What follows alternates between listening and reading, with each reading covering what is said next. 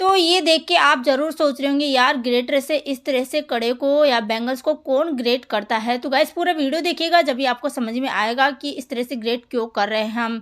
तो welcome back to my channel Tanvi creative channel में आप सभी का मोस्ट वेलकम है। तो आज फिर एक न्यू वीडियो आपके साथ शेयर करने वाली हूँ, वो भी है टिप्स एंड ट्रिक्स का। और टिप्स एंड ट्रिक्स एक से बढ़ के एक शेयर करूंगी गाइस, क्या पता आपके कौन सा वीडियो आपके लिए काम का निकल जाए। तो गाइस पूरा वीडियो देखिएगा, स्किप कर करके मत देखिएगा, स्किप करके देखोगे ना फिर आपको इतना समझ। तो चलो स्टार्ट करते हैं। Tip number 1। टिप नंबर 1 है वह है इस तरह से आपको ले लेना है एक बाउल और उसमें डालना है पानी। तो ये भी आपके लिए बहुत ही ज़्यादा काम का है सर्दियों के मौसम में, क्योंकि इस टाइम सर्दियाँ बहुत ज़्यादा पड़ रही है, कड़ाकेदार सर्दी पड़ रही है। तो हमारी एक प्रॉब्लम ज़रूर हमारे होती है। तो इससे सबसे पहले तो आपको क्या करना है, इस तरह का बाउल ले लेना है, उसमें पानी डाल लेना है और उसमें डाल लेना है नमक। तो इसमें मैंने नमक डाल दिया है और अब मैं इसको रख दूंगी गर्म होने के लिए इंडक्शन पे। आप चाहो तो गैस पे गर्म करिए, मैं इंडक्शन पे गर्म कर रही हूँ। तो ये मैं क्या बना रही हूँ पूरा वीडियो देखोगे ना जब आपको अच्छे से समझ में आ जाएगा। तो पहले तो आपको क्या करना है, इस पानी को अच्छे से खौला लेना है, अच्छे से गर्म कर लेना है नमक डाल के। तो नमक डाल के इसको अच्छे से गर्म कर लिया है हमने, देखिएगा इस अच्छे से आपको गर्म कर लेना है और फिर इसको उतार लेना है। तो सर्दियों का मौसम चल रहा है, सर्दियों में हम काम करते हैं, ठंडी में हाथ देते हैं ना, तो मैं उंगलियों में सूजन आने लगती है, पैरों में सूजन आने लगता है और पैरों में तो ऐसी खुजली चढ़ने लगती है जैसे हमारे स्वेलिंग आ जाती है ना उंगलियों में, फिर खुजली चढ़ने लगती है अजीब तरह की मीठी मीठी, और उसको ज़्यादा खुजाल देते हैं तो हमारे खून भी निकलने लगता है। तो इस तरह की प्रॉब्लम ना हो तो आपको बहुत ही अच्छा सा रेमेडी बना के बताऊंगी गाइस, ये आप एक बार कर लोगे ना तो ये इस चीज़ से छुटकारा पा लोगे। तो फिर आपको क्या करना है, ऑयल लेना है, सरसों का तेल लिया है मैंने और इसको भी गुनगुना सा गर्म कर लेंगे। ज़्यादा गर्म नहीं करना है, गुनगुना ही रखना है, बाद में अच्छे से मैं अभी तो गर्म कर लूँगी और फिर बाद में इसमें मैं डाल रही हूँ काला नमक। तो सेंधा नमक, काला नमक कोई सा भी इसमें डाल सकते हो और अच्छे से इस ऑयल को गर्म कर लेना है। गर्म करने के बाद में मैं इसको उतार लूँगी और फिर बाद में गुनगुना सा रहेगा ना जब इससे मालिश करेंगे तो आपको क्या करना है, जो हमने नमक का पानी गर्म किया है ना उसमें पैरों को या हाथों को डुबो के रखिए 10 से 15 मिनट तक और फिर अच्छे से टॉवल से आप इसको पोंछ लीजिए। और फिर बाद में आप क्या करिए, जो ऑयल हमने रेडी किया है ना, जो सरसों का ऑयल है उसी में आपको ये काम करना है।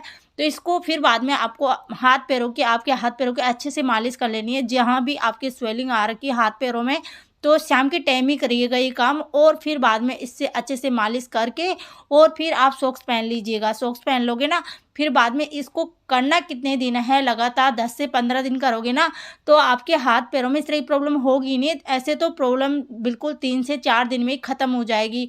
यदि पैरों में स्वेलिंग आ रखी होगी और इस तरह की खुजली हो रखी होगी तो वो प्रॉब्लम आपको नहीं होने वाली है। और पैर फट भी चुके होंगे ना, आपके फटे फटे पैर हो गए, बेजान से हो गए, वो भी बड़ी जल्दी ठीक हो जाएंगे। तो एक बार आप करके देखिएगा गाइस, देखिए इस तरह से हाथों की मालिश कर लीजिएगा और नमक के पानी से पहले आप डुबो के रखिएगा। यदि आपकी पैरों की एड़ियाँ भी फट चुकी होगी ना तो इस तरह की प्रॉब्लम बिल्कुल ठीक हो जाएगी। ऐसे तो मैं रेमेडी बिल्कुल उसी चीज़ के लिए बना रही हूँ, जैसे हमारे स्वेलिंग आ जाती है पैरों में, उंगलियों में, तो वो क्या होता है मीठी मीठी जैसे खुजली चलती है और उसको हम जैसे खुजलते रहते हैं ना तो उससे क्या होता है खून आने लगता है। खून आने लगता है तो फिर हमारे दर्द होने लगता है और फिर बाद में और ज़्यादा प्रॉब्लम ये बढ़ जाती है। तो इस तरह की प्रॉब्लम ना हो उसके लिए खासकर ये रेमेडी मैंने आपके साथ शेयर किया, क्योंकि इस टाइम बहुत ज़्यादा ठंड पड़ रही है तो ठंड में अक्सर ये प्रॉब्लम सभी को फेस करनी पड़ती है। तो उम्मीद करती हूँ आपको ये टिप जरूर पसंद आई होगी। अब है नेक्स्ट टिप है वो है बैग से लेके।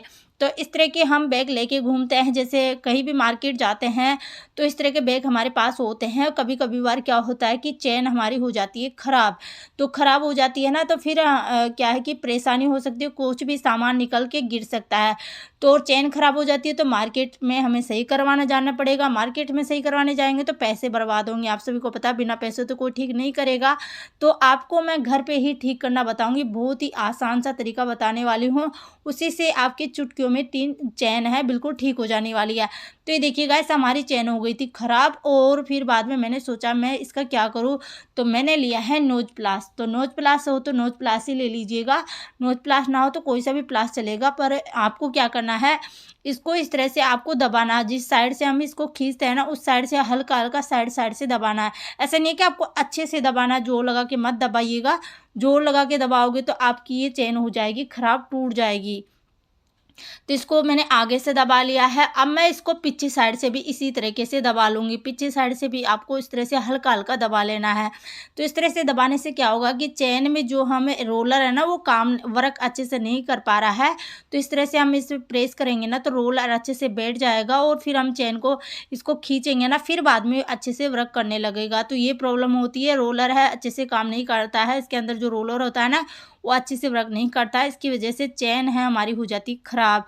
तो इस तरह से ढीला पड़ जाता है। इसको थोड़ा टाइट कर लेंगे और फिर बाद में अब इसको हम खींचेंगे। तो देखिए गाइस बिल्कुल हमारी चेन हो गई है सही, और अब अच्छे से इसका अंदर का वो रोलर है ना, बहुत ही अच्छे से वर्क कर रहा है और बड़े आसानी से हमारी चेन हो गई है ठीक। तो गाइस आपकी भी चेन इस तरह से ख़राब हो जाए तो आप इस तरीके से बड़े आसानी से ठीक कर सकते हो। तो उम्मीद करती हूँ आपको ये टिप ज़रूर पसंद आई होगी। आपकी भी यदि बैग की चेन ख़राब हो गई हो ना, तो इस तरीके से आप बड़े आसानी से घर पे ही चेन ठीक कर सकते हो और पैसों की बचत कर सकते हो। जो कैश पैसे हमारे बाहर लगते हो, वो मैंने घर पे ही ठीक करना आपको बता दिया है। तो उम्मीद करती हूँ आपको टिप ज़रूर पसंद आई होगी। आप भी इस तरीके से बड़े आसानी से चेन को ठीक कर लोगे घर पर ही। अब है नेक्स्ट टिप है, वो है जैसे की से लेके। तो हम जैसे कहीं भी बाहर जाते हैं ना, तो घर की जो की होती है ना, एक हमारे पास ही होती है। तो उसको खोने का बहुत ज़्यादा डर होता है और खो ना जाए, इसलिए आपको क्या करना है, इस तरह से सेफ्टी पिन ले लेनी है और जिस चाबी से हम अटैच करके रखना है, इस तरह से आपको चेन के अटैच करके और सेफ्टी पिन लगा लेनी है और चाबी उसी में डाल लेनी है। तो इस तरह से रखोगे तो इससे एक फ़ायदा तो ये होगा कि आपकी चाबी नहीं खोएगी, की नहीं खोएगी। ये मेरा पूरा झुमके का झुमका है। लेकिन यदि कई बार क्या होता है, एक ही चाबी होती है, एक ही की होती है, उसको खोने का बहुत ज़्यादा डर होता है। तो आप इस तरह से सेफ्टी पिन से अटैच कर लीजिए प्रेस के और फिर बाद में आप रख लीजिए। आपकी जो चाबी होगी ना, बड़े आसानी से मिल जाएगी। जैसे कई सामान हमारे प्रेस में रखे रहते हैं और एक ही की होती है, तो उसको ढूंढने में बहुत ज़्यादा दिक्कत होती है और टाइम वेस्ट होता है। तो टाइम का भी सेविंग करेगा और आपकी जो चाबी है ना, वो भी खराब नहीं होगी। पैसे की भी बचत और टाइम की भी बचत। इस तरह से दो काम एक साथ हो जाएंगे।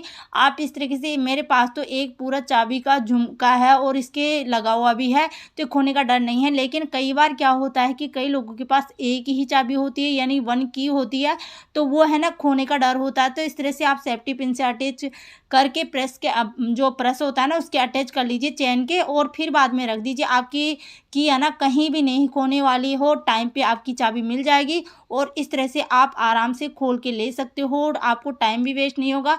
बड़े आसानी से आपको ये चाबी मिल जाएगी और जब भी ज़रूरत पड़े, जब आप इसको निकाल लीजिए और कहीं बाहर जा रहे हो, तो इस तरह से अटैच कर लीजिए। तो उम्मीद करती हूँ आपको टिप भी ज़रूर पसंद आई होगी। अब है नेक्स्ट टिप है, वो है चावल से लेके। जैसे चावल हम सर्दियों के टाइम में भी बनाते हैं। तो सर्दियों के टाइम में बना रहे हो ना, जैसे हमारे कई लोगों के सर्दी जुकाम लगी रहती है, कफ जमा हो जाता है, तो चावल बच्चों को नहीं खिलाना चाहते। लेकिन आप इस तरीके से चावल खिलाओगे ना सर्दियों के टाइम भी, तो आपके बच्चों के सर्दी जुकाम बिल्कुल भी नहीं लगेगी। जैसे बहुत ज़्यादा मन है खाने का, लेकिन हम चावल खाए बिना रह नहीं सकते, सर्दी जुकाम भी लगी हुई है। तो आपको क्या करना है, इस तरह से आपको इसमें चावल डाल लेना है और इसमें डालना है आपको पानी, और इसमें ऐसी कुछ चीज़ डालनी है कि आपके सर्दी जुकाम बिल्कुल भी नहीं लगेगी। और आप कुकर में पानी जैसे बनाने जा रहे हो ना, तो आपको पानी इसमें ज़्यादा नहीं डालना है। जो एक अंगुली की साइज़ होती है ना, जो एक लाइन है, मैंने बताया ट्रिपोले की साइज़ होती है, इतना ही पानी आपको डालना है कि आपके चावल है ना, उसके ऊपर एक ट्रिपोला इतना ही लाइन इसमें पानी आ पाए। उससे ज़्यादा नहीं होना चाहिए, उससे ज़्यादा हो जाता है तो क्या होता है कि हमारे चावल बहुत ज़्यादा चिपचिपे बनते हैं और अच्छे नहीं बनते, खिले खिले नहीं बनते हैं। तो पानी इतना ही होना चाहिए कि चावल से ऊपर एक ट्रिपोला जैसे लाइन आती है ना, एक ट्रिपोला, इतना ही ऊपर पानी होना चाहिए, उससे ज़्यादा नहीं होना चाहिए। और फिर बाद में हमें इसमें नमक डाल देना है। नमक अपने स्वाद के अकॉर्डिंग देख लीजिएगा। और फिर बाद में मैंने इसमें घी डाल दिया है, घी करीबन 1 चम्मच डाला है। तो इस तरह से बनाओगे तो घी डालते हैं तो बहुत स्वादिष्ट हमारे चावल भी बनते हैं और चिपचिपे भी नहीं बनते हैं। तो इस तरह की प्रॉब्लम हो, चिपचिपे आपके चावल बिल्कुल भी नहीं बनेंगे।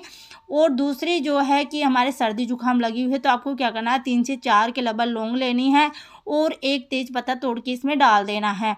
तो ये चीज़ें डाल के और फिर आप चावल बनाइएगा। आपके चावल खाने से बिल्कुल सर्दी जुकाम भी नहीं लगेगी और आपके चावल भी बहुत ही स्वादिष्ट, टेस्टी और खिले खिले बन के रेडी होंगे गाइस। तो इस तरीके से ज़रूर बना के देखिएगा, आपके चावल भी बहुत ही टेस्टी स्वादिष्ट बनेंगे। तो उम्मीद करती हूँ आपको ये टिप भी ज़रूर पसंद आई होगी।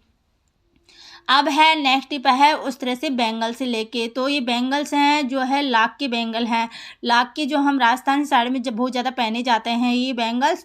तो इस तरह के बैंगल्स होते हैं ना, उन्हें पहनने में तो बड़े सुंदर लगते हैं, खूबसूरत लगते हैं, लेकिन एक प्रॉब्लम ज़रूर होती है कि इनको हम पहने रहते हैं और फिर बाद में हम कुछ भी काम करते हैं महिलाएँ, या चाहे आटा लगा रहे हैं या कुछ भी कर रहे हैं ना, तो इसके ऊपर के हीरे हैं ना वो निकलने का डर होता है। तो इस तरह का प्रॉब्लम ना हो तो इसके लिए मैं बहुत ही अच्छी सी टिप आपको बताने वाली हूँ। तो इसके अंदर के जो हीरे लगे हुए थे ना, जो क्या है कि निकल के आटे में चले जाते हैं, आटे में चले जाते हैं, तो हमारे सेहत के लिए बहुत ज़्यादा खतरा पैदा कर सकते हैं। तो आपको क्या करना है, बैंगल्स को क्या करना है, इस तरह से गर्म कर लेना है, थोड़ा सा गैस पे हल्का हल्का गर्म करना है। ऐसा नहीं है कि बहुत ही ज़्यादा गर्म कर लोगे, बहुत ज़्यादा गर्म कर लोगे ना, ज़्यादा गर्म कर लोगे वो भी ठीक नहीं है, क्योंकि उससे क्या है कि इसके अंदर के हीरे ढीले पड़ जाएंगे। ज़्यादा गर्म भी नहीं करना है, हल्का हल्का आपको गर्म करना है, हल्का हल्का गर्म कर लेना है। और फिर आपको क्या करना है वो तो मैं आगे बताऊंगी। तो इस तरह से करने से क्या होगा, इसके हीरे हैं ना जो बाहर उभरे हुए हैं वो अंदर दब जाएंगे। तो ग्रेटर से फिर तुरंत आपको इस तरह से आपको प्रेस कर लेना, घुमा घुमा के, और इस तरह से प्रेस करना है। तो इस तरह से प्रेस करोगे ना तो इसके अंदर जो हीरे लगे होंगे ना बैंगल्स के अंदर, वो अच्छे से दब जाएंगे, लाख के अंदर अच्छे से घुस जाएंगे। और फिर बाद में जो हीरे निकलने का डर होता है ना, इन बैंगल्स के हीरे निकल के और आटे में गिरने का, कई हमारे खाने में चला जाते हैं, तो वो बिल्कुल भी ठीक नहीं होते। तो इस तरह की प्रॉब्लम आपको बिल्कुल भी फेस नहीं करनी पड़ेगी। तो हम सभी को पता है कि बैंगल्स तो हम जरूर महिलाएं पहन के रहती है, ये तो हो नहीं सकता कि हम बैंगल्स खोल के और फिर हम खाना बनाने बैठें, तो वो भी ठीक नहीं माना जाता, शुभ नहीं माना जाता है। तो आप क्या करें, जब भी बैंगल्स, जो भी बैंगल्स पहन रहे हो ना, उनको अच्छे अच्छे से आप इस तरह से मजबूत कर लीजिए, ताकि उसके हीरे ना निकले, इसके अंदर जो लगे हुए थे ना हीरे वो ना निकले, तो वो प्रॉब्लम आपको नहीं होने वाली। इस तरह से आप ग्रेटर के ऊपर रख के और इस तरह से दबाइए, थोड़ा गर्म कर लीजिए, हल्का हल्का गर्म करिएगा, ज़्यादा मत करिएगा, ज़्यादा गर्म करने से ढीले पड़ जाते हैं। और इस तरह से हल्का से कर लेंगे ना, तो इसके जो हीरे हैं ना, हम इस तरह से प्रेस करेंगे तो बड़े आसानी से दब जाएंगे। और फिर हाथों में हम इस तरह से घुमा लेंगे ना, तो इसके हीरे बहुत ही आसानी से दब जाएंगे और बड़े जल्दी ठंडे हो जाएंगे और ढीले होने का डर नहीं रहेगा। तो दोनों बैंगल्स को इस तरह से आपको गर्म करके देखिएगा, इसके हीरे कितने अच्छे से दब चुके हैं और दूसरे बैंगल के इतने अच्छे से दबे हुए नहीं दिख रहे हैं। और जो इसका हमने किया है ना, उसके हीरे बहुत ही अच्छे से दब गए हैं। तो इस तरह से आप करके देखिएगा गाइस, आपका पूरे बैंगल्स है ना बिल्कुल भी हीरे भी नहीं निकलेंगे। हीरे निकल जाते हैं तो बैंगल्स है ना दिखने में बहुत ही भद्दे नज़र आते हैं, दिखने में भी अच्छे नहीं लगते हैं और खाने में भी गिरने का डर होता है।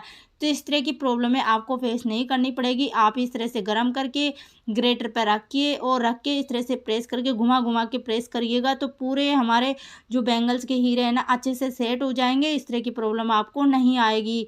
तो देखिए गाइस, इस तरह से आप भी कर सकते हो और आपके बैंगल्स भी बहुत ही अच्छे से मजबूत बन जाएंगे, हीरे बहुत बड़े अच्छे से गड़ जाएंगे इसके अंदर, और कभी भी इस तरह की निकलने की दिक्कत नहीं रहेगी। तो उम्मीद करती हूँ आपको टिप जरूर पसंद आई होगी। पसंद आई हो तो प्लीज़ वीडियो को लाइक किए बगैर मत जाइएगा और मेरे चैनल को सब्सक्राइब जरूर कर दीजिएगा, क्योंकि मैं इसी तरह की अच्छी अच्छी वीडियो आपके साथ शेयर करती रहती हूँ। तो गाइस, आपको सबसे अच्छी बेस्ट टिप्स कौन सी लगी, जो भी टिप्स आपको पसंद आई हो तो प्लीज़ वीडियो को लाइक किए बगैर मत जाइएगा। और मेरे चैनल का वीडियो थोड़ा भी पसंद आए तो प्लीज़ वीडियो को लाइक कर दीजिएगा, मेरे चैनल को सब्सक्राइब कर दीजिएगा। और हाँ, आप कौन से देश, कौन से गाँव, कौन से सिटी से देख रहे हो ये भी कमेंट करके बता सकते हो, उससे हमें कुछ नहीं मिलता, हम थोड़े मोटिवेट होते हैं। मोटिवेट होके और भी अच्छी अच्छी वीडियो आपके साथ शेयर करते रहेंगे। तो मिलता है नेक्स्ट दिन, यानी कल ही शाम के 5 बजे। Bye and take care.